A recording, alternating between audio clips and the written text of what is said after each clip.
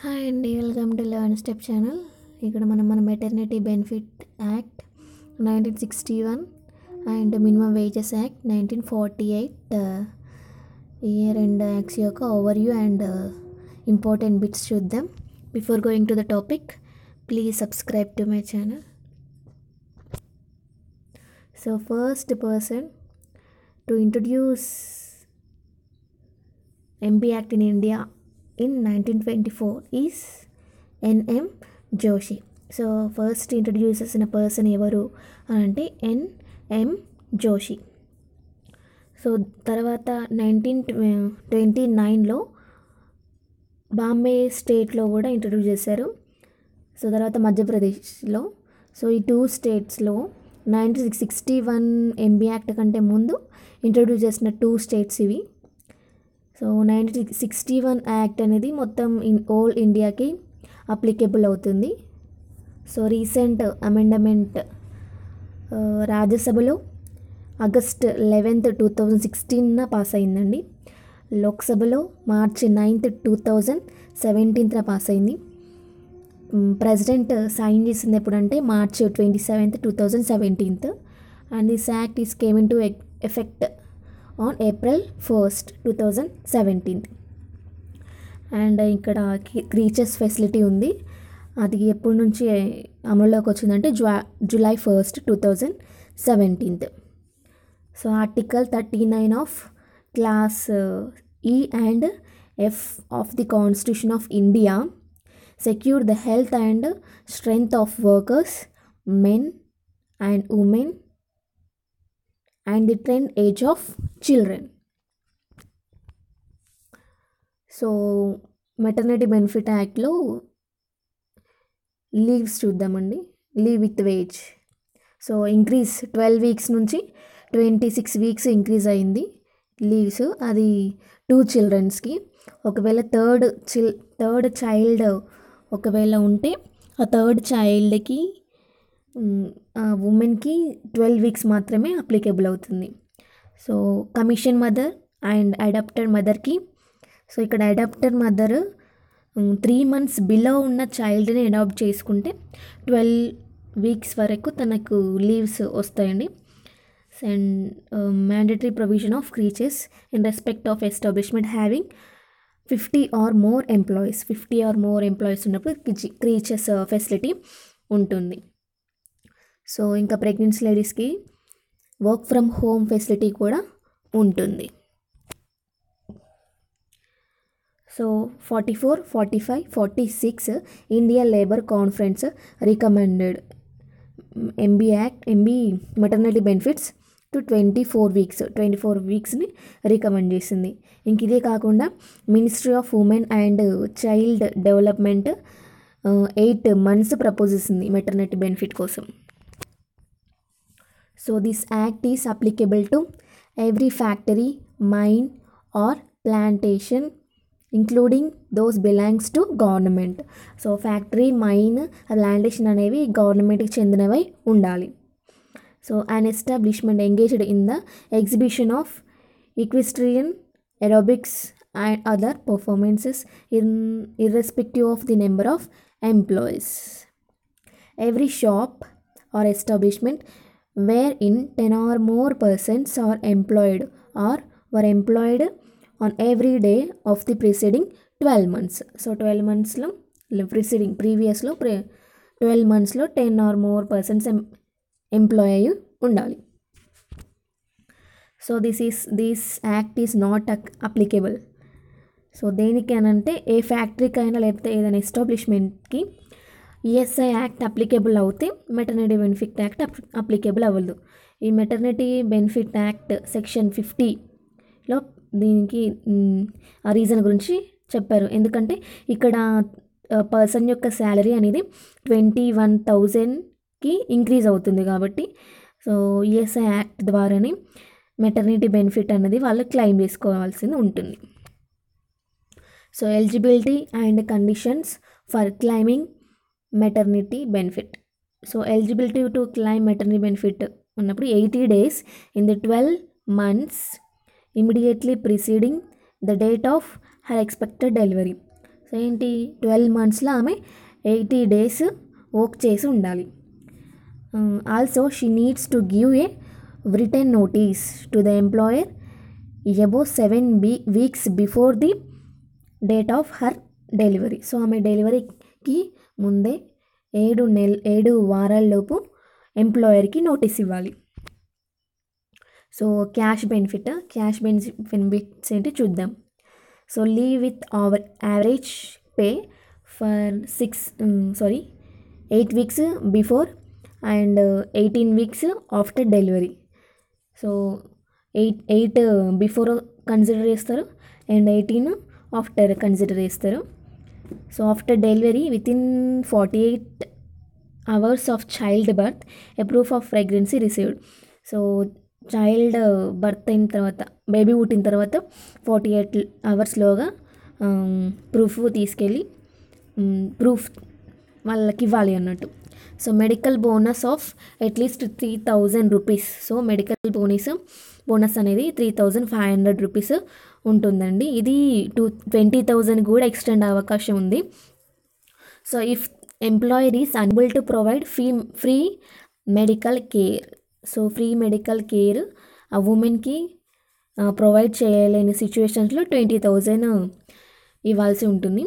So additional leave 1 month ఉంటుంది. అది ఎప్పుడంటే so illness due to pregnancy వల్ల కానీ, డెలివరీ వల్ల కానీ, మిస్క్యారీ వల్ల కానీ ఇల్నెస్ వస్తే 1 month లీవ్స్ అడిషనల్గా ఇస్తారు. సో మిస్క్యారీ అయితే ఇంకా 6 weeks ఇస్తారు. మిస్క్యారీ అయితే average pay with leave with pay. Average wage అనేది 3 months salary preceding the date of her pregnancy. So ఆమె ప్రెగ్నెన్సీ రావడానికంటే ముందు ఉన్న 3 నెలల నుంచి యావరేజ్ కనుక్కొని ఇస్తారు. So non cash benefits. So light వర్క్ని ప్రొవైడ్ చేయడం జరుగుతుంది 10 weeks వరకు. 10 weeks before the date of expected pregnancy. అంటే తన డెలివరీ కావడానికంటే ముందు 10 weeks వరకు తనకి లైట్ వర్క్ మాత్రమే ఇస్తారు. 2 nursing breaks in course of her daily work until the child attain age of 15 months.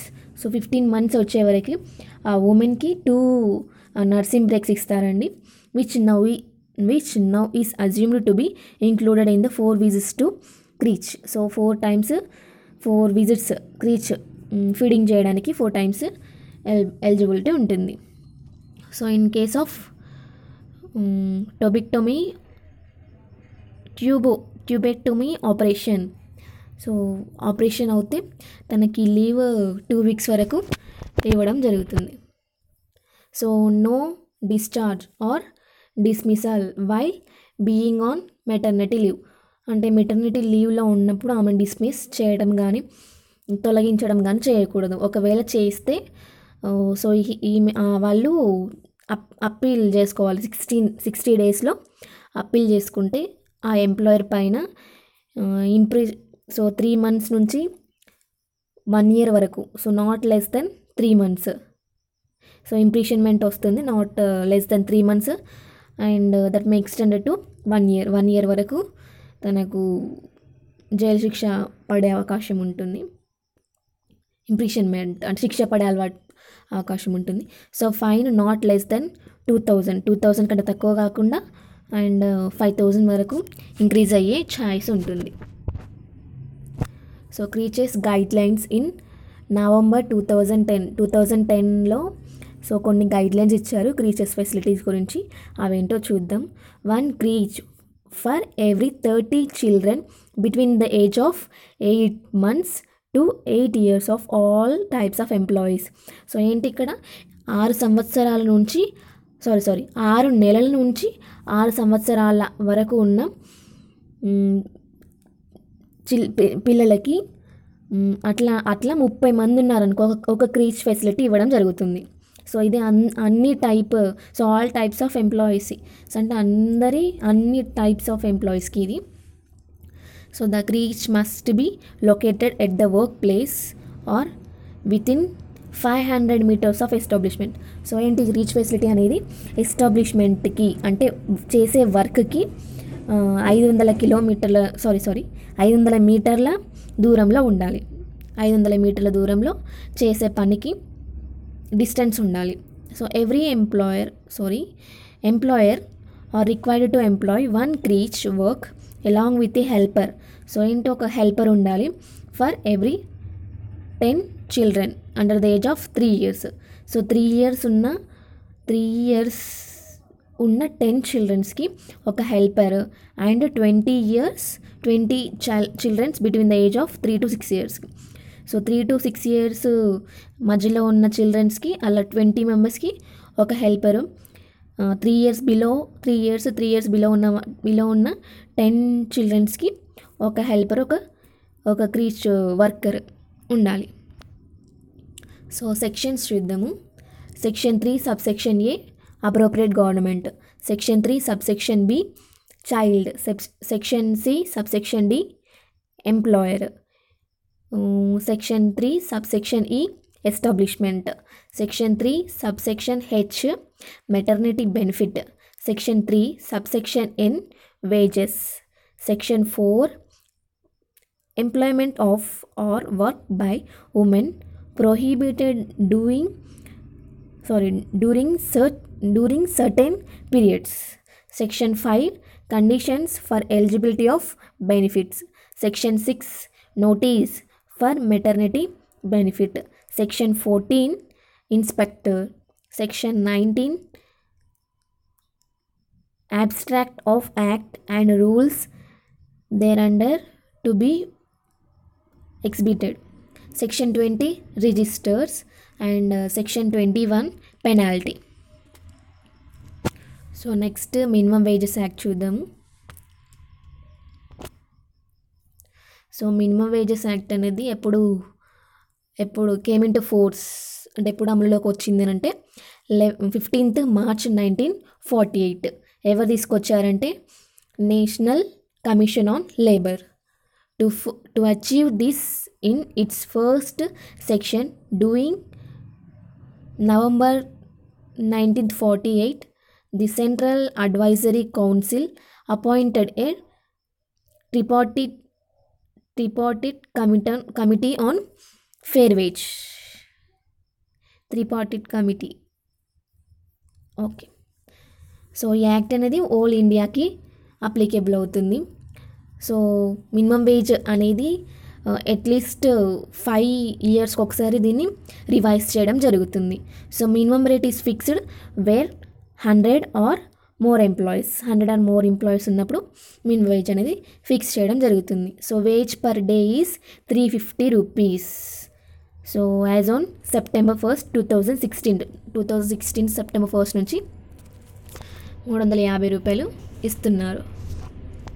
So appropriate government schedule employment carried on by central or a railway administration or in relation to a mine, oil field or major port or any corporation established by a central act or government. So in relation to any other establishment scheduled establishment the state government అంటే central government or state government రెండు. So manner of fixation. So manner of ఫిక్సేషన్లో minimum time rate, minimum piece rate, guaranteed time rate and over time rate. So ఈ 4 manner of fixation. So different minimum rates of may be fixed. So ఏంటి 4 ఉంటాయండి ఇక్కడ. ఏంటి different schedule ఎంప్లాయ్మెంట్స్కి different class of work in the same schedule employment అంటే classes వైజ్గా డిఫరెంట్గా ఉంటుంది. సో అడల్ట్కి డిఫరెంట్గా, అడోలసెంట్, చిల్డ్రన్ అండ్ అప్రెంటిస్ వీళ్ళందరికీ డిఫరెంట్గా మినిమం రేట్స్ ఉంటాయి. సో అండ్ డిఫరెంట్ లొకాలిటీస్ బట్టి కూడా మినిమం రేట్ అనేది ఫిక్స్ అయ్యి ఉంటుంది. సో మినిమం వేజెస్ యాక్ట్లో షెడ్యూల్స్ 2 షెడ్యూల్స్ ఉంటాయండి. షెడ్యూల్ 1లో ఇండస్ట్రియల్ ఎస్టాబ్లిష్మెంట్ రిలేటెడ్ అన్నీ ఇక్కడ వస్తాయి. సో షెడ్యూల్ 2లో అగ్రికల్చర్ వస్తుంది. Fixation or revision of minimum wage. So methods 2 methods ఉంటాయి, committee method and notification method. So committee method first చూద్దాం. Appropriate government may appoint committees and sub committees. So appropriate government కమిటీస్ని and sub కమిటీస్ని appoint చేస్తుంది.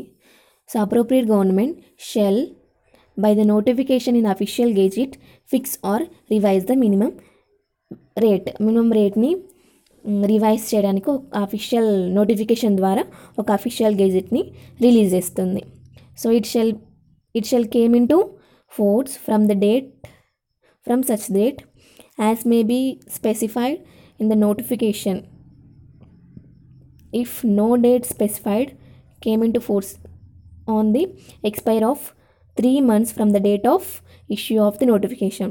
So notification వచ్చిన తర్వాత ఇది minimum wage change చేస్తారు కదా, అది అనేది ఎప్పటి నుంచి అమల్లో అంటే కేమ్ ఇన్ టు ఫోర్స్ అంటే ఎప్పటి నుంచి అది అమల్లోకి వస్తుంది అనేది నోటిఫికేషన్లో మెన్షన్ చేస్తేమో ఆ చేసిన డేట్ నుంచి వస్తుంది. ఒకవేళ నోటిఫికేషన్ మెన్షన్ చేయకపోతే ఆ నోటిఫికేషన్ రిలీజ్ అయినాక అంటే నోటిఫికేషన్ ఇష్యూ అయినాక 3 మంత్స్లోగా ఆటోమేటిక్గా అది 3 మంత్స్లోగా ఎక్స్పైర్ అయ్యే 3 మంత్స్లోగా అమలులోకి వస్తుంది. So person nominated by the appropriate government representing employers and employees in the scheduled employment who shall be equal in the number. So ఏంటి ఇక్కడ ఈక్వల్ ఇన్ ద నెంబర్ అంటే ఎంప్లాయర్ అండ్ ఎంప్లాయీ. సో వీళ్ళు appropriate government ద్వారా nominate చేయబడతారు. ఇంకా వీళ్ళే కాకుండా independent person not exceeding 1/3 of its total number of members. So total number of మెంబర్స్లో 1/3 మెంబర్స్ ఇండిపెండెంట్ పర్సన్స్ ఉండాలి. And 1 independent person shall be appointed as a chairman of committee. So committee చైర్మన్గా independent పర్సన్ని appropriate government appoint చేస్తుంది. So next notification method. The appropriate government shall by the notification in official gazette publish it's proposal for the information of persons likely to be affected thereby and specify a date not less than 2 months from the date of notification on which the proposal will be taken into consideration. So notification release అయినాక 2 monthsలోగా persons యొక్క ప్రపోజల్స్ని consider చేయాలి. So ఏంటి ఇక్కడ it will also consult the advisory board. ఇక్కడ ఏంటి వీళ్ళు advisory బోర్డ్ని consult అవుతారు. Official gazette revise or fix the minimum rate. So ఇక్కడ అఫీషియల్ నోటిఫికేషన్ ద్వారా వచ్చిన అఫీషియల్ గెజిట్ ద్వారా ఈ మినిమం వేజ్ని ఫిక్స్ చేయడం అండ్ రివైజ్ చేయడం జరుగుతుంది. సేమ్ ఇక్కడ కూడా it shall be came in to force specified in the notification if no date specified expire of the 3 months from the date of issue of the notification. So ఏంటి నోటిఫికేషన్లో ఎప్పటి నుంచి అమల్లోకి వస్తుంది అనేది నోటిఫికేషన్లో మెన్షన్ చేస్తే అప్పటి నుండి వస్తుంది. లేకపోతే నోటిఫికేషన్లో మెన్షన్ చేయకపోతే నోటిఫికేషన్ ఇష్యూ చేసిన ఎక్స్పైర్ అయ్యి 3 months లోపు ఎక్స్పైర్ అయ్యేలోపు అమల్లోకి వస్తుంది. So advisory board is constituted by the appropriate government for the purpose of coordinating the work of committee and subcommittees and committees యొక్క వర్క్స్ని కోఆర్డినేట్ చేయడానికి అప్రోప్రియేట్ గవర్నమెంట్ ఈ అడ్వైజరీ బోర్డ్ని తీసుకుంటుంది, అపాయింట్ చేస్తుంది. So advisory board shall consist of persons to be nominated by the appropriate government representing employers and employees in the scheduled employment who shall be equal in number and independent persons not exceeding 1/3 of its total number of members. So ఏంటి ఇక్కడ ఎస్టాబ్లిష్మెంట్లో ఉన్న employers and employees వీళ్ళిద్దరు ఈక్వల్గా ఉండాలి. And total నెంబర్లో 1/3కి తగ్గకుండా independent పర్సన్స్ని nominate చేస్తారు. ఇంక ఇక్కడ కూడా same, one independent person shall appoint as a chairman of committee. So committee యొక్క చైర్మన్గా ఇండిపెండెంట్ పర్సన్ని అప్రోప్రియేట్ గవర్నమెంట్ అపాయింట్ చేస్తుంది.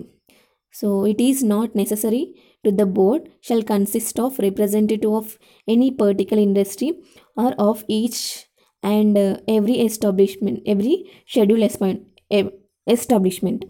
సో ఏంటి ఇక్కడ అంటే అప్రోప్రియేట్ గవర్నమెంట్ అనేది సో ఎవ్రీ ఎస్టాబ్లిష్మెంట్ కానీ ఎవ్రీ ఇండస్ట్రీకి కానీ ఉండాల్సిన అవసరం లేదు. అంటే ఇది ఆప్షనల్, ఉంటే ఉండొచ్చు లేకపోతే లేదు. So central advisory board, it is for the purpose of advising the central government and state government in the matters of fixing and revision of minimum wages. So ఏంటి మినిమం వేజెస్ని రివైజ్ చేయడం కానీ fix చేయడానికి ఒక advisory బోర్డుగా central గవర్నమెంట్కి state గవర్నమెంట్కి ఉంటుంది. ఇది for coordinating work of advisory boards, ఇదేంటిది అడ్వైజరీ బోర్డ్స్ యొక్క వర్క్స్ని కోఆర్డినేట్ చేయడానికి. సో తర్వాత the central advisory board shall consist of person to be nominated by the central government representing employers and employees in the scheduled employment who shall be equal in the number and independent person not exceeding 1/3 of the total number of members. Same. So మళ్ళీ one పర్సన్ని independent పర్సన్ని చైర్మన్గా central government appoint చేస్తుంది. So ఇక్కడ ఏంటంటే central government appoint చేస్తుంది, అక్కడ appropriate government appoint చేస్తుంది. So authority, appropriate government may appoint the authority to hear any issues. అంటే ఏదైనా ఇష్యూస్ని వినడానికి ఒక అథారిటీని అపాయింట్ చేస్తుంది అప్రోప్రియేట్ గవర్నమెంట్. ఇష్యూస్ ఏంటి అంటే ఎవరైనా లెస్ దెన్ మినిమం వేజ్ కంటే తక్కువ ఇవ్వడం కానీ ఇంకా ఏమైనా డిస్ప్యూట్స్ ఉంటే అవి వినడానికి. సో ఇక్కడ ఇందులో ఎవరెవరు ఉన్నారంటే any commissioner for workmen's compensation యొక్క కమిషనర్ ఉంటారు. Any officer of the central government exercising functions of labour commissioner for any region or any officer of state government not below the rank of labour commissioner. So అక్కడ central గవర్నమెంట్లో labour commissioner for any region, ఇక్కడ not state గవర్నమెంట్లో అయితే not below the rank of labour commissioner. So ఇంకా any other officer with the experience as a judge of a civil court or as the stipendiary magistrate. Provide for a day of rest in every period of 7 days. So 7 daysలో 1 day rest ఇవ్వాలి అని. So provide for payment of work on a day of rest not less than the over time rate. So ఏంటి ఇక్కడ rest రోజు కనుక work ఇస్తే ఆ work అనేది over టైంకి మనం ఇచ్చే రేట్ కంటే తక్కువగా ఉండకూడదు. For example any urgent work, rest రోజు ఏదైనా అర్జెంట్ వర్క్ ఉండడం కానీ ఎమర్జెన్సీ కానీ ఏదైనా ఇప్పుడు ఏదైనా ఫ్యాక్టరీ అనుకోండి, ఫ్యాక్టరీలో టెక్నికల్ చేంజెస్ వస్తాయి, టెక్నికల్ రీజన్స్ వస్తాయి. సో అవి కానీ కాంప్లిమెంటరీ వర్క్స్ కానీ ఉన్నప్పుడు ఓకే. సో పెనాల్టీ ఏంటంటే if employer pay less than the minimum rate of wage అంటే మినిమం వేజ్ రేట్ కంటే తక్కువగా ఇస్తే ఎంప్లాయర్కి ఇంపోజిషన్ 6 months వరకు ఉంటుంది. 6 months వరకు శిక్ష పడే అవకాశం ఉంటుంది. సో ఫైన్ వచ్చేసి 500, ఇంకా ఈ 6 months ఇంపోజిషన్ అండ్ 500 ఫైన్ పడే అవకాశం ఉంటుంది. So section 2 subsection B appropriate government, subsection D cost of living index number, ఇది important, cost of living index number. So ఈ సబ్సెక్షన్ ఈ ఎంప్లాయర్, జి వచ్చేసి scheduled employment, H wages, I employee. Section 3 subsection 1 Class A, fixation of minimum rate of wage under committee method. ఇది under committee method. Section 3 subsection 1 clause B ప్రకారం ఏంటంటే ఇది notification method. So section 3 subsection 2 అనేది manner of fixing or revision of minimum rate. Section 3 subsection 3 different minimum rates of wages may be fixed. Section 4 minimum rate of wages. Section 5 procedure for fixing and revision minimum wages. Section 7 advisory board. Section 8 central advisory board. Section 11 minimum wage may be in cash or kind. Section 12 payment of minimum wage is obligatory on employer. Section 13 fixing hours for a normal working day. Section 14 payment of overtime. Section 15 payment of worker who works less than normal working day. Section 17 minimum time rate wages for piece work. Section 18 maintenance of registers and records. Section 20 and 21 authority and claim. Section 22 offenses and penalties. Thank you, thank you for watching. We will meet on next video with the 2 acts.